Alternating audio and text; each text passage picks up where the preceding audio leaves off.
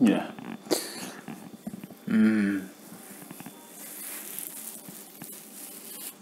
Nginibingelele inkosi esemkhizwaneni futhi. Namhlanje ngifuna ukuthi ngisibhekisane la malana ney'mfihlo. Iy'mfihlo ezabani? Ziyini iy'mfihlo? Kungani kuthiwa iy'mfihlo? Kubaluleke ngani? Ngingena lesihloko nje ngoba ukhona oke wathi mina ubuke enye yama-video ami wathi indaba ngingachazi ngolimi oluthanda ukuba simple. Waze washo wathi cha, ngingaba nabalandeli abaningi uma ngingabeka lento izinto engikhuluma ngendlela engaqonda nayo ingane ikhasa phansi. Ngiyakuzwa lokho, kodwa-ke kulezi zinto engiyikhulumayo ngiyaqinisekisa ukuthi ngifuna ukuthi kube inhlobo enjani yabantu eqondayo, ngoba okuningi engikushoyo kusemfihlakalweni. Yabona lento yemfihlo ibalulekile ngoba yabo ngathini njengosukubona kwimpilo nhlalo yesilungu kukhona ama-experts noma ngayiphi field, noma ngayiphi ingosi kunama-experts akhona. If it's media, kunama-experts in media. If it's medicine, kunama-experts in medicine, odokotela shaqini, yabo. Okushuthi labo bantu badlulile ebunzimeni obuthize, bayithwasela lezo zinto lezo, basezingeni lokuthi bagogode, so bakhulumela phezu kwezinto abanolwazi ngazo olunzulu. Imfihlo-ke leyo. So asikwazi bakithi ukuthi singakhuluma izinto esaziyo ukuthi kahle kahle ziyimfihlo, siyibekele abantu obala. Ngobani? Mina angazi abanye, mina nginibukela kakhulu, ngihlale nabantu inhlobo ngenhlobo, angakagugi kodwa ngisaqhubeka ngisabafunda abantu. Kodwa into engiyinothisile ukuthi nina nabantu bey'nkolelo kakhulu,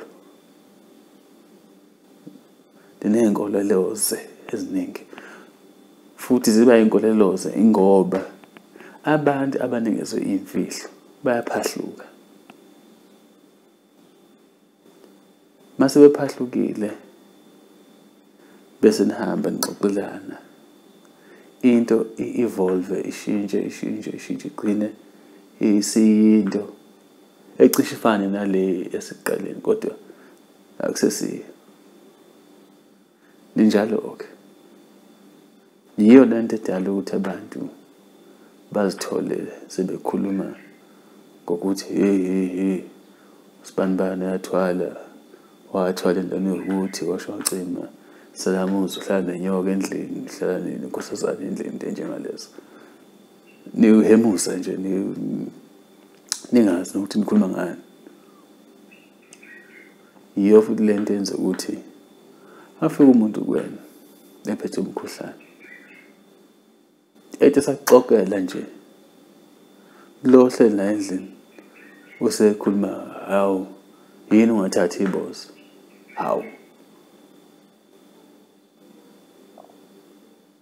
wazini ngamaboza wena? Yabona, wazi ngani ukuthi nomkhuhlane uphethe lo muntu udinga iboza? So injalo lento, nithanda ukuthatha izinto eningaziqondi nenze inkulumo yasetafuleni emakhaya, nixoxele abangani benu ukuze nibonakale ukuthi khona enikwaziyo kodwa nibe ningazi. Umuntu ongazange abuthwasele ukwelapha akahlukana into zokwelapha. Tshela umuntu ukuthi yazi hambe kubaba uSibanibani, musa nje nangelinye ilanga uthi hayi awuthatha into yokuthi ngoba wezwa umkhulu wakho noma ugogo wakho ekuxoxela.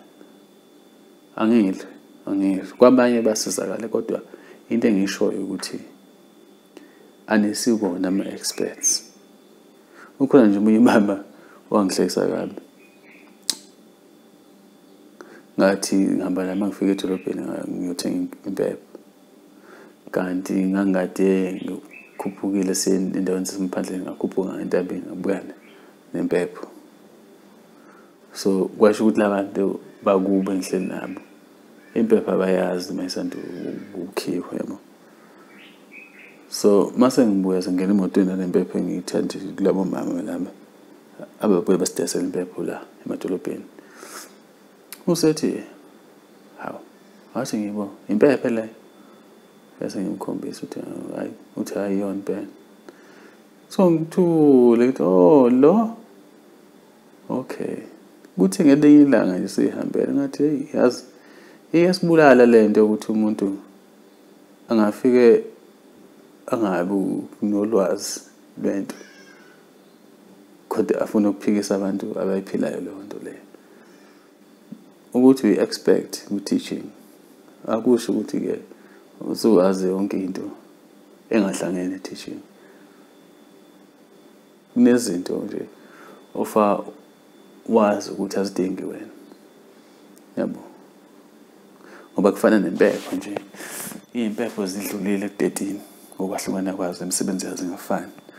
So kuyadinga umuntu oyi-expect kulezi zinto lezi zikamoya nemakhambi ukuthi a-understand, aqonde ngokubanzi ukuthi uma ngithi impepho ngichaza impephoni, ngasikhathini, yokwenzani, indlelani. So ingakho-ke ngingafuni ukuthi uma ngikhuluma ngichaza imfihlakalo ngizibeke ngolimi lomphakathi. La mavidiyo amaningi angikwenzeli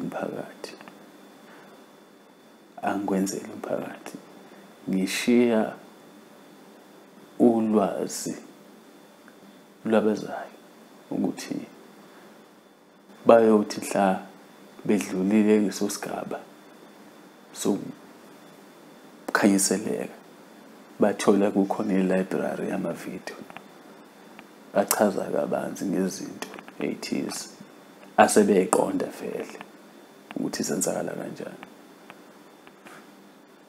Angidli futhi angithandi ukuthi ngifundele kakhulu, kepha lo obuka amavidiyo ami awaqonde okusho ukuthi ukhanyiselekile makaqhubeke. Lo ongaqondisisi kahle ukuthi ngithini uma ngikhuluma ngalo lolu lwazi engikhuluma ngalo ngaso sikhathi, kumele azi ukuthi lolo lwazi lolo akusilona olwakhe, adlulele phambili. Sizofika isikhathi lapho inkosi yasemkhizwaneni izokhanda amavidiyo azowamukelwa umphakathi, sincokole, sijabulisane nje, uyabona. Kepha le ngosi le yonjulalwazi lesintu akuseyi-8 okanye umbani, ngifana lapho.